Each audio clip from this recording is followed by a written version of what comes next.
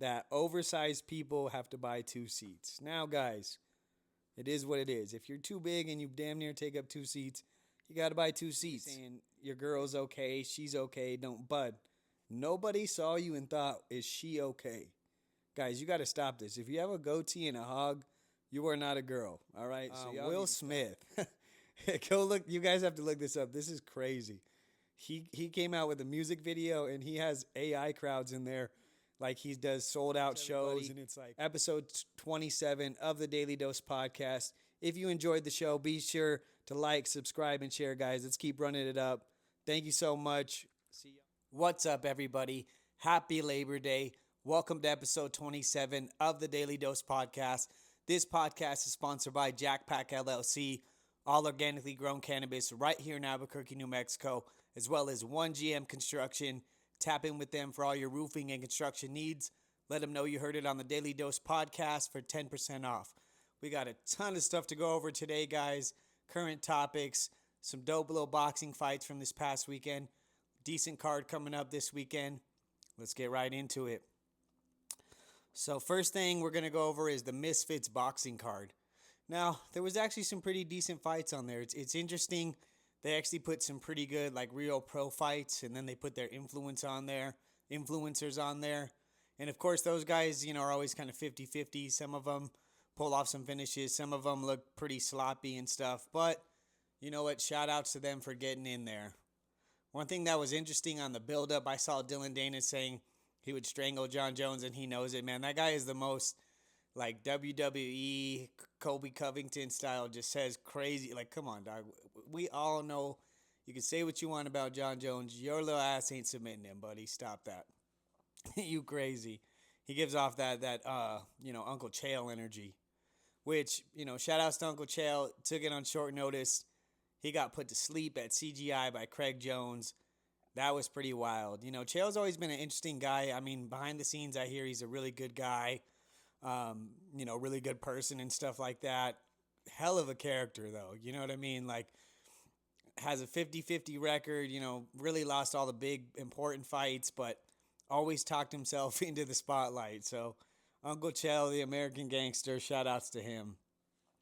It was funny, too. I remember when I was watching Misfits, when Tony Ferguson was warming up, this guy was wearing sunglasses. I guess he didn't learn from his previous spill with him. So I hope he gets that together, Let's check out this UFC fight night that's going to be coming up this weekend.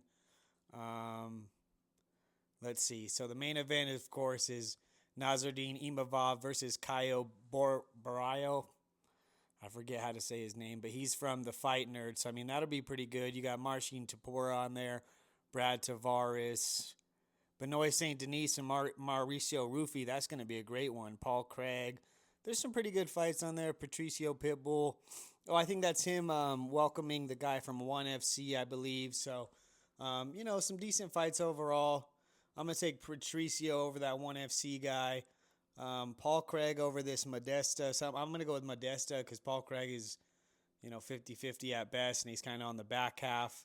I'm taking Mauricio Rufy over Benoit St. Denis. Y'all better watch out. Those fighting nerds are going to put on a beautiful show. I'm going with the KO in that one, as well as in the main event. I think Caio, the fighting nerd as well, he's looking to put on a big statement, great performance. That way he can, finally solidify that fight with Khamzat Chimaev, which, after seeing how Khamzat does, I don't know. We'll see what happens. But, I mean, that could be a pretty... so where's it at? It's in France. So, I mean, some of these guys are probably catering to the French public. So, nothing that's going to blow your hair back, but a pretty decent card. We'll see how it goes. So, let's see what's going on. It was funny. I was watching the Pound for Pound podcast. Aljamain Sterling was on there. And they were asking him about the whole situation, if he would actually ever fight Merab or whatnot. And this boy asked him, he said, would you ever fight your dad? And they were like, hold up, dog. Like, they have brothers and stuff. Why wouldn't you say your brother? That dude literally compared Merab to his, like, fighting his dad. I was like, pause, buddy. Merab's your daddy or what? It was just crazy. I don't really get in that context. He could have just said, like, afterwards he explained more like a brother, someone who's family, so he wouldn't want to fight him. I get all that, but it was very, very sus but he straight referred it to his dad. So that was hilarious. Michael Bisping. Now I don't know. I didn't get to see the rest of it. I only saw a little clip, but he was saying Tom Aspinall is the Muhammad Ali of the UFC. That's crazy and almost borderline disrespectful. Now, no disrespect to Tom Aspinall. He's a beast. He's on the come up. He has not solidified as far as the people, as far as showing us his abilities against all opponents and everything like that. He's still very young in his career. So to call him the Muhammad Ali of UFC was a little crazy, Bisbing. Love you, my boy, but I'm not sure I can agree with you on that one. Now, one thing the UFC did do this last week is announce a lot of good fights, a lot of crazy ones about to show coming up. So we got Sean Brady versus Shavkat Rakhmonov. That's going to be a banger. We got Sugar Sean O'Malley fighting Son Yadong. That's very interesting. Now, Yadong's a tough fighter out of alpha male. How does Sean O'Malley do, right, with the grappling and stuff like that? I guess he wants to show, you know what I mean, besides Merab, he can hang in there, but that could very easily put him at a three-fight skid. Of course, I'm rolling with him. Hope he can keep it standing and win on the feet, but that's by no means an easy fight. So shout-outs to Sugar. The thing about it that's tough is, like, if he comes up short, it's just that he comes up short because he's dialed, he's focused, he's training good, he has all the resources and everything like that. So that's also one of those tough fights as well. Now, Malcolm Wellmaker versus Alexandre Topuria. I haven't necessarily been super impressed with Topuria's brother yet. Now, obviously, it puts him in a tough category when people hype him up and compare him to his brother, who's just absolutely flawless out there. So that's a tough one. And I think Malcolm Wellmaker could easily finish him. You know, like I said, I wasn't necessarily blown away with Topuria's most recent performance. So we'll see how that one goes. I would take Malcolm Wellmaker. But again, I'm just kind of going through them now. I'll break them down as they get closer. Now you got Johnny Walker's brother and Kamaru Usman's brother fighting at heavyweight. That's very interesting. They're both, pretty decent in the division. That should be a banger at heavyweight. I'll probably go with Usman's brother. And the fight we've all been waiting for. How does this go? Is it too much? Does he stay flawless? We got Jack Della Maddalena versus Islam Makhachev at welterweight. Obviously, Islam's been on a tear. He's on a big streak, big name, big hype behind him. Can he pull it off at welterweight? I don't know, right? If we're looking at it from the sense of what we know, we would compare his grappling in the sense of strength and ability to his boy Bilal, which couldn't do anything with Jack. So if we're thinking initially, how does this fight go? I'm taking Jack Della Maddalena, so that should definitely be an interesting one. I don't know what happened. I was so sure that Carlos Pratas was going to fight MVP. They both verbally agreed to the date, everything like that. Now it's been announced he's fighting Leon Edwards. So, obviously he takes on all comers. I don't know what happened with MVP. That's still a hell of a fight. But in my opinion, I think Leon has slowed down a little bit. So I think that's a more winnable fight than MVP because MVP, obviously he looked great in his last performance. So, yeah, I would take Pratas in that one. Mackenzie Dern's ass is back. Mackenzie Dern's great talent is coming back. We're looking forward to watching it. Should be a great rematch. We'll see how it goes. Valentina Shevchenko versus Zhilei Wang. That should be an interesting one coming up to 125. How does she do against Valentina? Man, at one time, you would have easily picked Valentina, with everything kind of older in her career. Hasn't looked as spectacular, if you will, as of late. That's definitely a tough one. I'm still rocking with Valentina, but that could definitely go either way. Then, of course, you got Alexander Volkanovski for that December card. Going to headline and defend his bout versus LaRon Murphy. I still think Volk got it. You know what I mean? I think he's just kind of that 1A and people are 1B, 2, 3, 4. I just think he's just one step ahead. Besides, obviously, losing to Topuria, he's been, pretty dominant besides that. And then on that same card, it's supposed to be Alexander Pantoja and Joshua Van. So, man, Joshua Van has just caught the division by storm. Now he's got a real test. We're going to throw the grappling in there, see what happens. Again, I might have been wrong. I thought for sure that Topuria was fighting someone else, but Now it's looking like Topuria is fighting Gaethje. Rumored that it's kind of, contracts have been sent. We'll see what happens. Of course, that's very entertaining for Ilya's style, for how he's been finishing people. I think that's an easy day in the office for him. You know what I mean? I think him and Gaethje is another first round TKO for Topuria. That guy's on a tear. Besides, if Islam stayed at 55, I think that's really his hardest matchup. Other than that, I think he's going to run through these guys. So definitely curious to see. He said if Islam wins, he'll follow him up to 170. This lad is crazy, but hey, you can't call him out or bet against him, because he's talking that shit and he's backing it up. So those were a lot of current UFC fights that's been announced in the last week. So we got a lot to look forward to the rest of the year. Couple boxing fights, kind of big ones I saw. Definitely not as many as the UFC. Sebastian Fundora is fighting Keith Thurman. Now, Keith Thurman, I think this is an easy win for Fundora. He's a dog. He gets in there. He kind of loses these dog fights sometimes, but he comes forward. He brings it, and Keith is an old wounded lion. I think when it starts getting tough, he's going to lay down. So I don't know why Fundora's kind of avoiding, it seems like, Brian Mendoza, but we'll see what happens. If he gets another win, hopefully he runs it with back with Mendoza, and that should be a great fight. So I saw the thing. I don't know if it was legit or not, but I saw Lamont Roach versus Cromell Morton. Now, if you guys don't know who Cromell Morton is, he's another prodigy coming out of the Mayweather gym. He's only like 18. He's only had like 5 fights. That's very interesting. I think that would be too much too soon, but I know Lamont Roach is looking to get back in there after he's not going to get the rematch with Tank. I was just like, man, I don't know. That's crazy if that one's actually legit. I know one that is legit. I think it's the co-main on that Fundora and Thurman card is the O'Shea Foster versus Stephen Fulton Jr. That's going to be a hell of a fight. Obviously, Fulton Jr. has been looking great after coming off that knockout loss to Inoue. O'Shea Foster has looked good for the most part. He's had a couple performances that weren't the greatest. Overall, though, I think that should be a banger. I'm going with Stephen Fulton in that one. All right, that's all the fighting news, guys. Let's get into some current topics.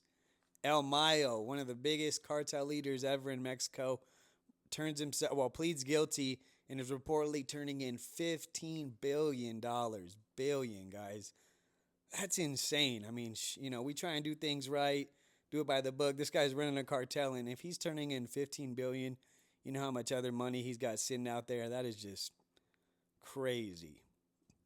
Now, Young Thug, guys, this is a perfect example of when cats don't want to just come out and admit it and be a man about it.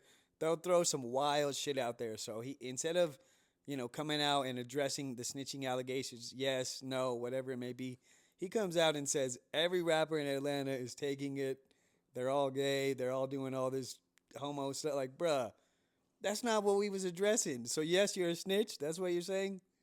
That's just crazy, bro. That's a whole nother topic, In my opinion, if you're a snitch and all that, how could I trust what you're saying about all this other stuff is true? You know what I mean? So who really knows? But that's an interesting way to not address something, to try and just throw some shit out of left field and hope people forget about it. Guys, just like I tell you, rappers, gangsters, whoever it is, 9 out of 10 of your homeboys will tell on you. So either do shit by yourself or just don't do dirt at all, guys. It's very simple. You know what I mean? Lil Nas X. I don't know if you guys saw. So I think a lot of people have seen the arrest video. That was pretty obvious, right? He was out there. I think he ended up kind of getting into a scuffle with the cops. Whole weird situation, right? But I don't know if you guys saw afterwards when he finally, addressed it. He was saying, your girl's okay. She's okay. Bud. Nobody saw you and thought, is she okay? Guys, you got to stop this. If you have a goatee and a hog, you are not a girl, all right? So y'all need to stop that. It's getting out of line. Y'all making kids feel weird. Y'all just doing the most, man, for attention. Like, you're a goofball, dude. Go get some counseling. Go hit the gym. Drink some water, man. Get your life in order. Shit is weird. Will Smith. Go look. You guys have to look this up. This is crazy. He came out with a music video, and he has AI crowds in there. Like, he does sold-out shows, and it's like, The Fresh Prince saved my life and all this crazy, like, dog, you've never had a packed show like that, and no one's ever held any signs like that in your life. That was crazy. Well, I don't know who, your team, Jada, I don't know who decided that, You need to take that shit down immediately, bro. That was out of line. You're not fooling anybody. I mean, it would be one thing if it was like a packed crowd. Those signs just ain't no way anybody's holding those signs up, guys. Go look at it. So, Southwest Airlines is now requiring that oversized people have to buy two seats. Now, guys, it is what it is. If you're too big and you damn near take up two seats, you got to buy two seats. If there's some medical issue, some minor 0.1% reason why you're that big, it is what it is. If you're just fat, lazy, and out of shape, hit the gym if you don't like it. You know what I mean? But I've definitely been on those flights where, buddy, you need two seats. So shout outs to Southwest on that one. Did you guys see this viral story? Now, this woman says, besides, paying for a fancy date, this and that you have to cash app her $500 to take her on a date. Yes, she's single, guys. Get the fuck out of here.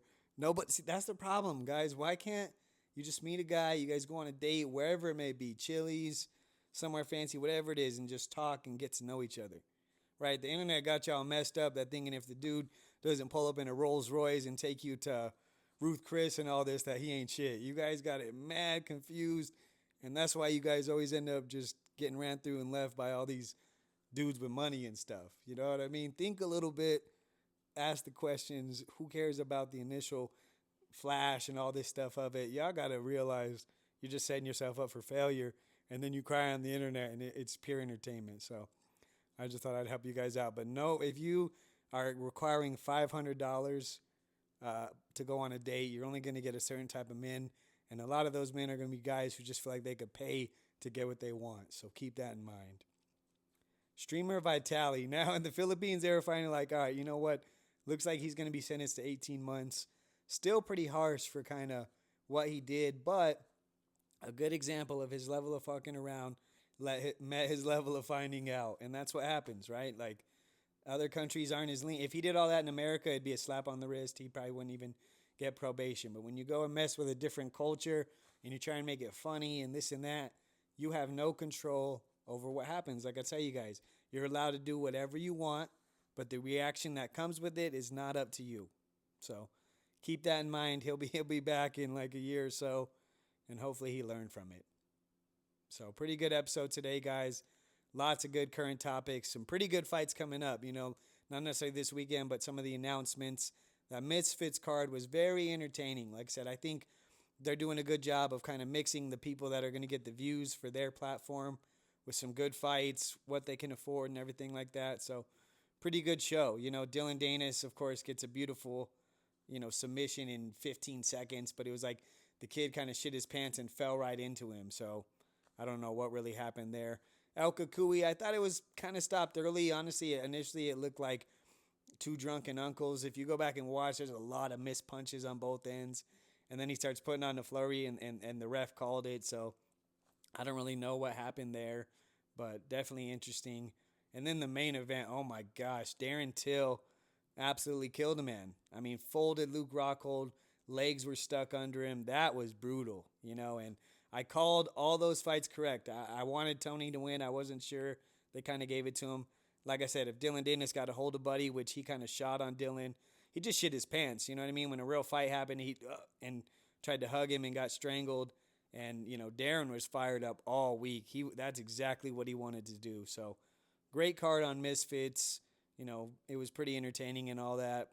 Looking forward to what we got ahead. Let's get out of here on the message of the week, guys. Acceptance leads to influence. Be a good person. Be positive. Create good relationships, because relationships are currency, right? The knowing the right people can get you into the right rooms that'll put you in the place of where you want to be. So keep that in mind, guys. You never know who you're going to meet, what it might lead to, where it could be down the road. So just be a good person. Be positive. Be someone people want to be around. And influence will lead to currency. I'm telling you that, guys. Thank you so much, everybody. Episode 27 of the Daily Dose Podcast. If you enjoyed the show, be sure to like, subscribe, and share, guys. Let's keep running it up. Thank you so much. See y'all next week.